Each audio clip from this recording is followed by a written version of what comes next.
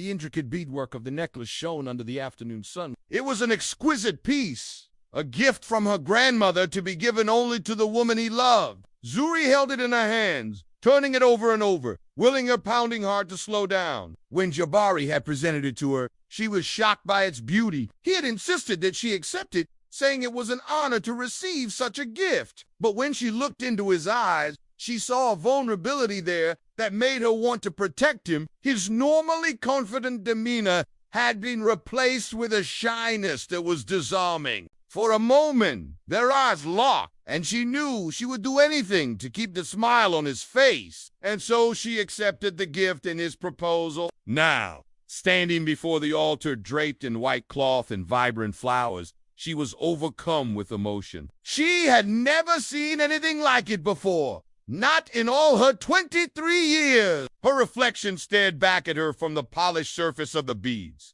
A beautiful young woman with skin the color of polished mahogany and eyes like glistening amber. Around her neck sat the necklace, its intricate pattern telling stories of her ancestors. Each bead was a testament to their strength, their resilience, and their deep connection to the land they inhabited. It was more than just a symbol of Jabari's love. It was a link to her heritage, a heritage she never knew she needed until this moment. As the ceremony began, the air filled with the scent of incense, and the rhythmic pulse of drums echoed the beat of her heart. Surrounded by the warmth of her family and the love of her soon-to-be husbands, Zuri felt like the most fortunate woman alive. Yet she couldn't help but steal glances at Jabari. His broad shoulders, calloused hands, and the way his jaw tightened when he spoke, all spoke of a man who was not only strong but also kind. All that existed was the love they shared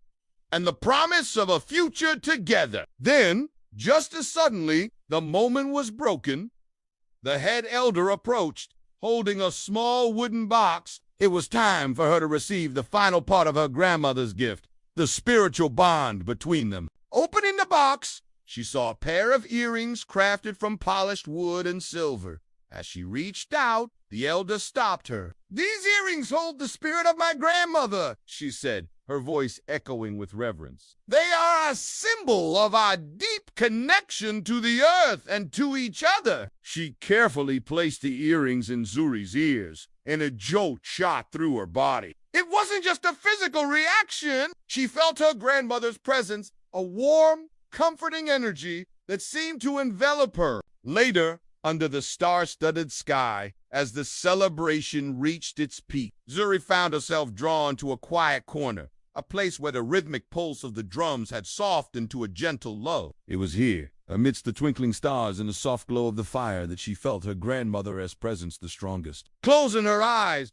she whispered a prayer of gratitude, thanking her grandmother for the incredible gift of joy. She opened her eyes and turned to leave when she saw a figure emerge from the shadows. It was Joe. His eyes were searching, and when they met hers, a mix of emotions flickered across his face. "Zuri," he began, his voice unusually shaky.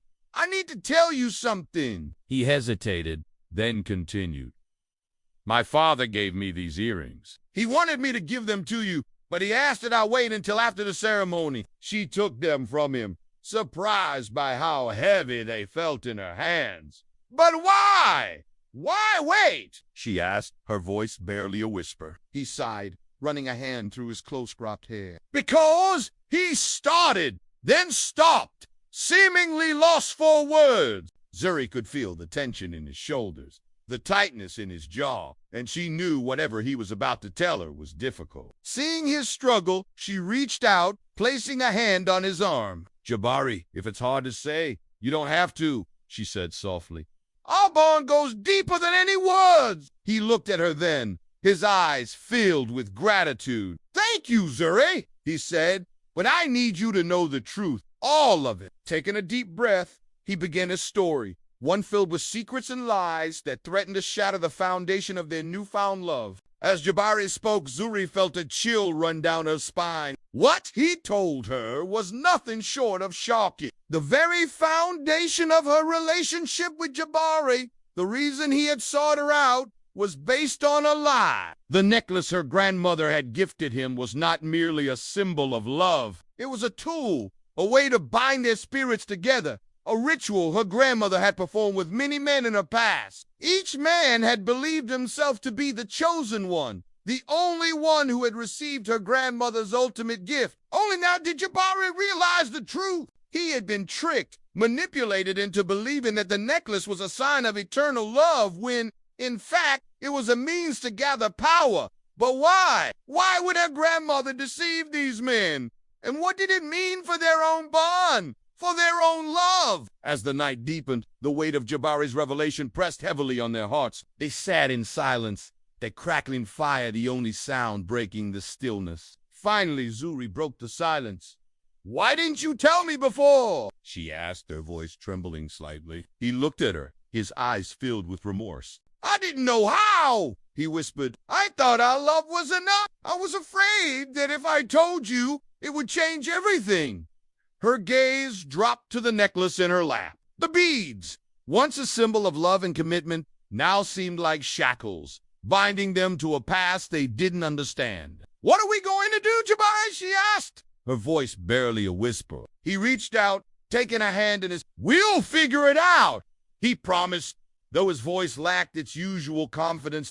In the days that followed, a cloud of uncertainty hung over the village. Whispers carried on the wind, weaving tales of deceit and hidden agendas. The elders, once pillars of wisdom, were divided, unable to offer clear guidance in this uncharted territory. Even the vibrant colors of the marketplace seemed dulled, the laughter of children muted. Jabari and Zuri found solace only in each other, their love tested by the chilling winds of doubt and suspicion. Yet amidst the gloom, a spark of defiance ignited within Zuri.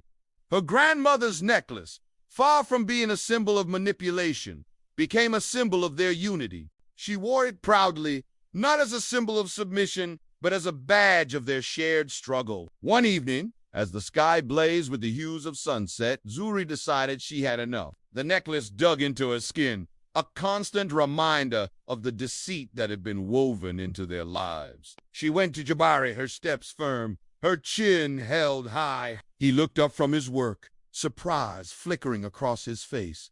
"Zuri," he began, but she cut him off. "Jabari, we need to talk!" He followed her outside, and they walked in silence for a while, the only sound there footsteps on the hard-packed earth. Finally, Zuri stopped, turned to him, and said, "This necklace, it's not just a symbol of your father's deception. It's a symbol of our strength, our unity." She took it off, the beads hitting the ground with a soft thud. "I don't want to wear it anymore." Jabari's eyes widened in alarm. "What?" "But your grandmother," he started, then stopped, realizing the depth of Zuri's resolve. "She may have deceived our families," Zuri continued, her voice ringing with conviction. "But we're not going to let her deceit break us. We will find our own path, Jabari, a path guided by honesty and love, not by trickery or tradition." A slow smile spread across Jabari's face, his eyes shining with admiration. "That's my Zuri," he said, reaching out to tuck a stray strand of hair behind her ear. "You've got more spirit in your little finger than everyone else in this village combined." He picked up the necklace, its colorful beads, a stark contrast against his dark skin. "Your grandmother was a powerful woman," he said, more to himself than to Zuri. "She knew how to use these beads, how to manipulate those who wore them." Zuri nodded, her gaze fixed on the ground. "And now we're going to undo it. We're going to break the hold she had over our family." Their love story, once threatened by the shadows of deceit,